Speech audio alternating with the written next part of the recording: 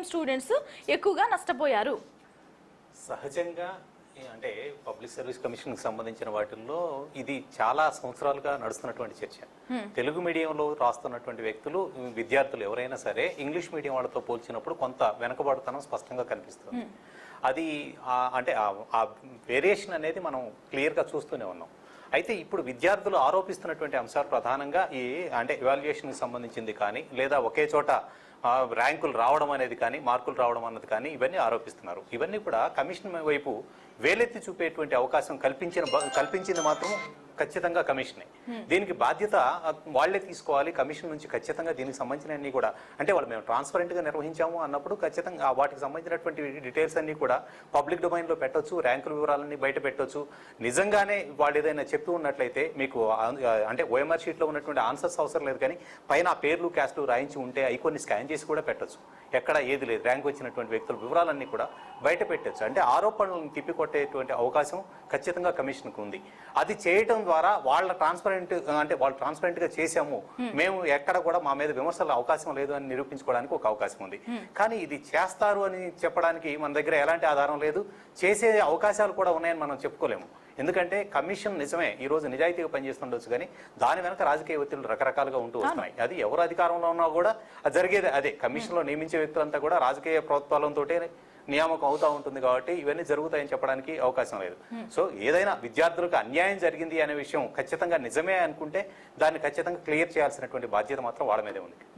అంటే గతంలో చూస్తే ఎంసెట్ పేపర్స్ ఇవన్నీ లీక్ అయ్యాయి, మొత్తం ఎగ్జామ్స్ రద్దు అయ్యాయి. ఇదంతా తెలంగాణలో అసలు ఎగ్జామ్స్ కండక్ట్ చేయడమే రాదా అన్న ప్రశ్న కూడా ఉత్పన్నమైంది. టీజీపీఎస్సీని రద్దు చేయాలని మాట్లాడారు. ఇవన్నీ నడుమ నిజంగా ఏమనుకుంటున్నారు? అసలు ఎగ్జామ్ కండక్ట్ చేయడమే రాదా ఈ ప్రభుత్వ పెద్దలకి? జోనల్స్ తీసుకొస్తారు. జోనల్స్ వల్ల ఎవరికి లాభం? ఇప్పుడు అక్కడ 109 వచ్చిన వ్యక్తికి ఎగ్జామ్ రాదు, ఇక్కడ 100 వచ్చిన వ్యక్తికి ఎగ్జామ్ వస్తుంది. తెలంగాణ ప్రత్యేకంగా తెచ్చుకునేది అందుకోసమా? అంటే నేను ఫస్ట్ మాట్లాడే ముందే చెప్పాను, ఎవరికి తీసిపోలేదు, అందరూ ఒకటే అని. ఏదైతే ఉద్యమం తీసుకున్నారో మా బతుకులు బాగుపడతాయని తెలంగాణ ప్రజలంతా ఉద్యమించి ఆ రోజున నిద్రాహారాలు మాని రోడ్డు మీద ఉద్యమం చేశారు. ఇవాళ వాళ్ళందరూ కూడా అన్యాయం ఉన్నటువంటి పరిస్థితులే కనిపిస్తూ ఉన్నాయి. నిధులు, అప్పులు తప్పితే కొత్తగా ఏం కనిపించడం లేదు. నియామకాలు రోజు ఇదే రచ్చ. ఇంతకు మించి ఇంతవరకు జరిగినటువంటి అద్భుతాలు ఏమీ లేవు. ఇంక వీళ్ళు సాధించింది ఏంటి? నీళ్లు ఇప్పుడు అదిగో ఎస్ఎల్బిసి ఒకటి ఇదైపోయింది, కాళేశ్వరం ఇంకొక రకంగా అయిపోయింది, ఇప్పుడు ఇలాగే జరుగుతూ వచ్చినాయి. సో అంటే ప్రజలు ఏం ఆశించారో అవన్నీ జరుగుతూ వస్తున్నాయని మనం అనుకోవడానికి మన కళ్ళ ముందు కనిపిస్తున్నటువంటి నిజాలు ఇవన్నీ. సో ఇంకా ఎగ్జామ్స్కి సంబంధించి ఎగ్జామ్స్లో బహుశా అంటే వీళ్ళకు అధికారం వచ్చిన తర్వాత ఈ అధికారంలోకి వచ్చినటువంటి వ్యక్తులు, ఇంతకు ముందు ఉన్నటువంటి ప్రభుత్వం కావచ్చు, ప్రస్తుత ప్రభుత్వం కావచ్చు, వీళ్ళందరూ కూడా అతి జోక్యం ఉందేమో అనేటువంటిది, అంటే స్వతంత్ర వ్యవస్థల మీద కూడా అతి జోక్యం ఉందేమో అనేటువంటి అభిప్రాయం ఉంది. ఆ జోక్యం కారణంగానే ఈ స్వేచ్ఛగా వాళ్ళు నిర్వహించాల్సినటువంటి విధానంలో జరగడం లేదు అనేటువంటి అభిప్రాయం ఉంది. వ్యవస్థలన్నీ కూడా పూర్తి స్థాయిలో కుప్పకూలిపోయేటువంటిది. ప్రతి చోట రాజకీయ ప్రమేయం, రాజకీయ ప్రోద్బలం, రాజకీయానికి సంబంధించినటువంటి వ్యక్తుల పెత్తనం అక్కడ ఎప్పుడైతే ఎక్కువైపోయిందో ఆటోమేటిక్గా ఇందులో ప్రతి దాంట్లో రాజకీయాలు జొరబడిపోతున్నాయి. జొరబడిపోయినప్పుడు అది ఒక ఎగ్జామ్ ఏంటి, ఇక ఏది జరిగినా కూడా అందులో రాజకీయ ప్రోద్బలం ఉంటూ ఉంటుంది.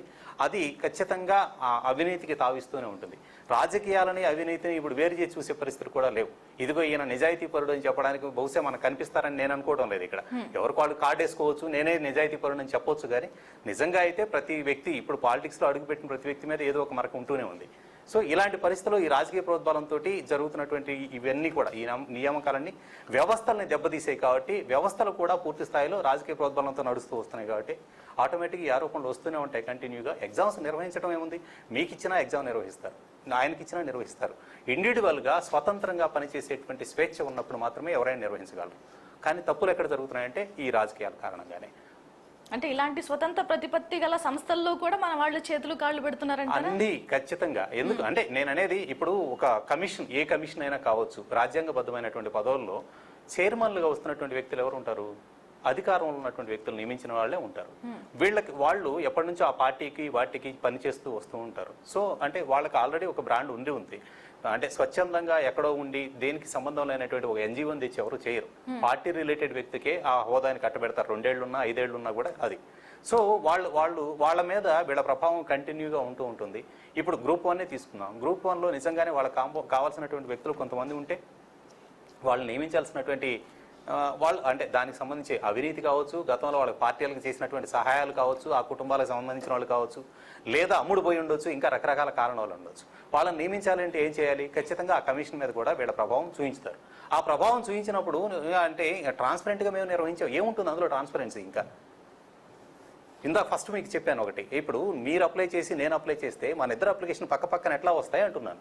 రావడానికి అవకాశం లేదు కదా. అంటే కమిషన్ నీకు హాల్ టికెట్ రిలీజ్ చేసే రోజే అక్కడ అక్రమాలు జరిగి ఉండాలి, ఒక చోటకి తీసుకురావడానికి. రైట్. ఇంకొకటి, ఈ అక్రమాల పైన పోరాటం చేయడానికి కూడా ఎవరైతే ఆస్పిరెంట్స్ ఉంటారో వాళ్ళ దగ్గర డబ్బులు లేవు, చందాలు వేసుకుని కోర్టులకు వెళ్తున్నారో ఆ కోర్టులో వీళ్ళు ఫైల్ చేసిన కేసెస్ కూడా కనిపించట్లేదు. నెంబర్ ఆఫ్ కేసెస్ ఒక 100 ఫైల్ చేస్తారు అనుకోండి, కేవలం దాంట్లో 10 మాత్రమే కనిపించేలా చేస్తున్నారు అంటున్నారు. ఇవన్నీ పాసిబుల్ అవుతాయా? ఖచ్చితంగా పాసిబుల్ అవుతాయి. ఎందుకంటే ఈ రోజున 4 కోట్ల కేసులు, 4,80,00,000 కేసులు అన్ని కోర్టుల్లో పెండింగ్లో ఉన్నాయి. కేసుల పరంగా చూస్తే హైకోర్టుల్లోనే వేల సంఖ్యలో కేసులు పెండింగ్లో ఉన్నాయి. కానీ ఈ రోజున ప్రభుత్వం మీద మీరు ఏదైనా పిటిషన్, ఒక పిల్లు వేయండి, అది ఆ లంచ్ మోషన్ గానో ఇంకొకటి ఈ రోజే వచ్చింది విచారణకు. ఒక నాయకుడి మీద మీరు పిల్లు వేయండి, అది వెంటనే ఇమీడియట్గా టేబుల్ మీదకి వస్తూ ఉంది. న్యాయ వ్యవస్థలో కూడా అంటే సామాన్యుడికి న్యాయం జరగాలి అంటే ఖరీదైపోయింది. ఎవరి దగ్గరకు వెళ్ళాలి? ఇప్పుడు బెంచ్ మీద ఒక అంటే ఈ రోజున విచారణ ఖైదీలుగా ఉన్నటువంటి వాళ్ళ సంఖ్య కోట్లల్లో ఉంది. దేశంలో ఉన్నటువంటి జైళ్ళన్నింటిలో కూడా విచారణ ఖైదీల సంఖ్య చాలా ఎక్కువగా ఉంది. ఎందుకు వాళ్ళు సంవత్సరాల తరబడి అందరూ మగ్గిపోతున్నారు? కేసు ఎందుకు ఇది అవ్వదు? వాయిదాల మీద వాయిదాలు నడుస్తూ ఉంటాయి. మీరు ఎప్పుడన్నా కోర్టు సిస్టమ్కి వెళ్ళండి, నేను విమర్శ చేయకూడదు జ్యుడిషియరీ మీద, కానీ వాస్తవం ఏంటి అంటే ఒక కేసు ఉండి అక్కడికి వెళ్ళిపోయిన తర్వాత దీని మీద విచారణ కానీ ఆర్గ్యుమెంట్స్ కానీ ఏమీ ఉండవు. మళ్ళీ నెక్స్ట్ మంత్ నెక్స్ట్ వీక్ వాయిదా చెప్తారు, వెళ్ళిపోతారు. డైరెక్ట్ వాయిదా చెప్తారు, వెళ్ళిపోతారు. ఈ విధంగా విచారణ సాగుతూనే ఉంటుంది. అదే ఇక్కడ ఉన్నటువంటి పొలిటీషియన్స్ ఎవరి మీద అయినా సరే, రీసెంట్ గా జరిగిన కేసులు అయినా సరే మీకు కావాల్సితే తీసుకోండి, ఏ కేసు అయినా సరే తెల్లవారేపటికి ఖచ్చితంగా అక్కడ విచారణ ఉంటుంది. మీరు సాయంత్రం పూట అరెస్ట్ చేస్తే వెంటనే డైరెక్ట్ గా తీసుకెళ్లిపోతారు అక్కడికి, లేదా మధ్యాహ్నం లంచ్ మోషన్ లో వెంటనే విచారణకు వస్తుంది. ఆ విచారణ మీద ఏదో ఒక నిర్ణయం చెప్పేదాకా సాగుతూనే ఉంటుంది. అంటే న్యాయం, సామాన్యుడికి న్యాయం జరగాలి అంటే ఎక్కడ జరుగుతుంది? ఇక్కడ ఇన్ని లక్షలు, ఇన్ని కోట్ల కేసులు ఎందుకు పెండింగ్ లో ఉంటున్నాయి? ఒక చిన్న ఆస్తి వివాదమో లేదు, ఒక చిన్న దొమ్మి కేసులో కూడా వాడు న్యాయం జరిగి వాడు అంటే పార్టిసిపేట్ చేయలేదని నిరూపించుకోవడానికి 5 ఏళ్ళు 10 ఏళ్ళు పడుతుంది. రైట్ అండి, రైట్. శ్యాముల్ కార్తిక్ గారు, అంటే ఇప్పుడు ఈ కరెక్షన్ చేయించినవి ఎవరైతే టీచర్స్ ఉంటారో వాళ్ళు అసిస్టెంట్ ప్రొఫెసర్స్ వీళ్ళతో చేయించేశారు అంటే మీ సమాధానం ఏంటి? మేడం, అట్లా మన ఇష్టం వచ్చినట్లు ఎట్లా అంటే అట్లా చేయడానికి ఉండదు మేడం. గత ప్రభుత్వము ఎవరు రికార్డ్స్ కోసము తలాతోక లేని వాళ్ళని, అడ్రస్ లేని వాళ్ళందరినీ కూడా ఖాళీ మేము వాళ్ళ ఆధార్ కార్డు తీసుకున్నాము, అందుకే మేము మీ వివరాలు ఇవ్వమంటే మీరు ఇవ్వండి అని ఒకసారి ఒక స్టేట్మెంట్ ఇచ్చారు గతంలో. అట్లా ఉండదు మేడం. ఈరోజు కాంగ్రెస్ పార్టీ అధికారంలోకి వచ్చిన తర్వాత టీజీపీఎస్ని పూర్తిగా ప్రక్షాళన చేసినటువంటి పరిస్థితిని మనం చూస్తున్నాం. ఎక్కడ కూడా రాజకీయ పరమైనటువంటి అంశాల జోక్యం లేకుండా ఈరోజు చాలా పారదర్శకంగా నియామకాలు జరిగినాయని మేమేం చెప్పట్లేదు. శాసనసభలో ప్రధాన ప్రతిపక్ష నాయకులు కూడా మాట్లాడారు దానిపైన. ఈరోజు టీజీపీఎస్లా రాజకీయ పైన అంశాలు లేకుండా పారదర్శకంగా నియమించినందుకు, ఆ నియామకం చేపట్టినందుకు ప్రభుత్వం చేసిన మంచి పనిని మేము మెచ్చుకుంటున్నామని ప్రతిపక్షాలు మాట్లాడిన మాటలు ఏం వినలేదా మీరు? ఏమని విన్నా మేడం. శాసనసభ ఈ మొత్తం అందరు గుర్తు పెట్టుకోవాలి, చాలా మంచి శాసనసభ జరిపించారు, మంచి బిల్లులు పెట్టిరన్న చేసిన వ్యాఖ్యలు నేను విన్నా, గుర్తున్నాయి నాకు. నేనేమంటున్నా, అదే అంటున్నా మేడం. నేను నియామకం చెప్తున్నా, నియామకాలు మంచిగా జరిగినాయని చెప్పి రాజకీయ